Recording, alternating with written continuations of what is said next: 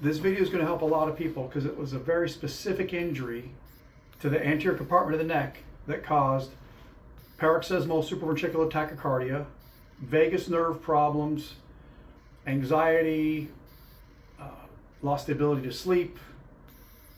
So we got a very specific injury that happened to the front of the neck, and that's going to help a lot of us that have similar symptoms, but we can't prove where their injury is because we can't do nerve conduction velocity tests on the deep nerves of the neck. Vagus, glossopharyngeal, spinal accessory, cardiac nerves, superior cervical cardiac nerve. You just can't do it. So it's almost like a leap of faith. So the beauty of this case is that he was perfectly normal, had an injury, and woke up with all these symptoms. And then we found the very specific cause of it. All right, this is going to be a delicate subject because he had a spine injury and needed surgery. So when he woke up from the surgery, one could say the surgery was a success, and that is they fixed the spinal canal stenosis. But he woke up feeling like he was choking and there was something stuck in his throat, and they could not find anything. They sent him back to his primary, who sent him back to the ENT. They said he had esophageal reflux. They sent him to a gastroenterologist. Meanwhile, he's pointing to his throat, saying there feels like there's something caught in his throat right here. And he has this tachycardia that is getting worse and worse. He lost the ability to sleep, and bloating, not able to digest, having all kinds of problems. They ended up sending him to psychiatry. If they can't find anything wrong, they're going to send you to psychiatry. The good news is that the psychiatric drugs helped him to sleep because he was not able to sleep from the day of the surgery, after the day of the surgery. So what we found in here is that it looks like when the surgeon went in there, he broke the hyoid, and it's twisted on us now. Now, it's real easy to criticize a surgeon, or actually any mechanic who's fixing any mechanical structure. Anytime you go in there to do anything, it's easy to break something or knock a wire off, anything mechanical. So basically what happened is here, this is the normal side of the hyoid. When he came in here, he broke it here, twisted it sideways, and there's a tissue pull.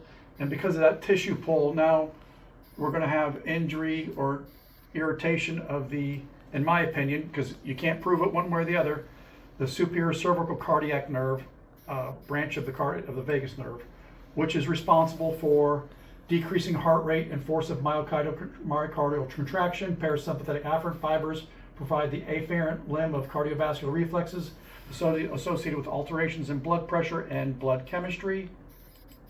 And right next to it is the superior cervical cardiac nerve, which is responsible for sympathetic afferent fibers, increases heart rate, cardiac impulse conduction, and force of myocardial contraction, dilates coronary arteries. So these are the nerves right there at the level of the hyoid.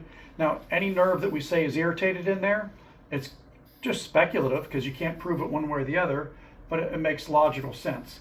So this is what happened after.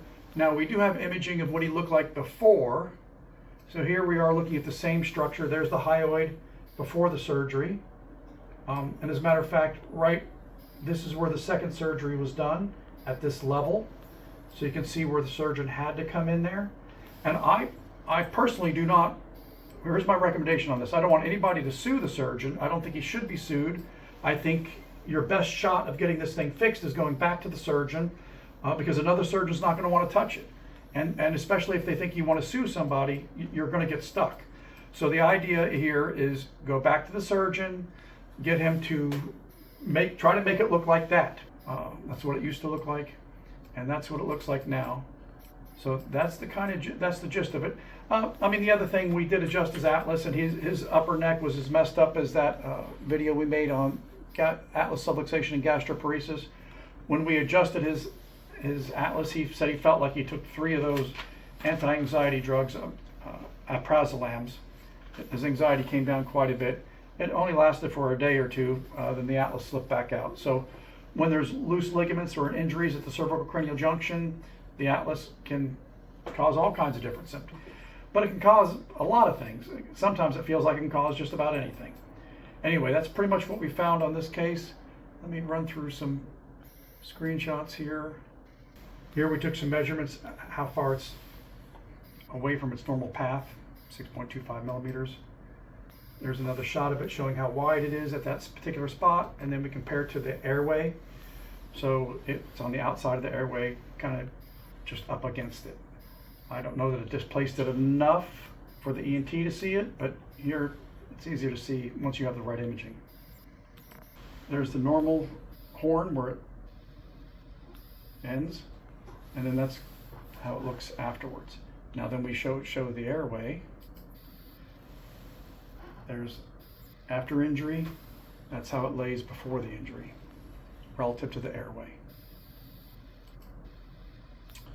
There's your measure across, how much opening there is for the airway and other structures. And then you can see how much it's tissue pulled and tugged, all that more medially. So the next step was to 3D print the hyoid in its normal state, and then after it was injured. And then he was able to bring these to his ENT. And once the ENT saw this with all the other images, the ENT said, well, we need to send you to somebody who specializes in the larynx or another throat surgeon that he knows of, and did not recommend going back to the neurosurgeon that did the fusion. And this is what the 3D prints look like.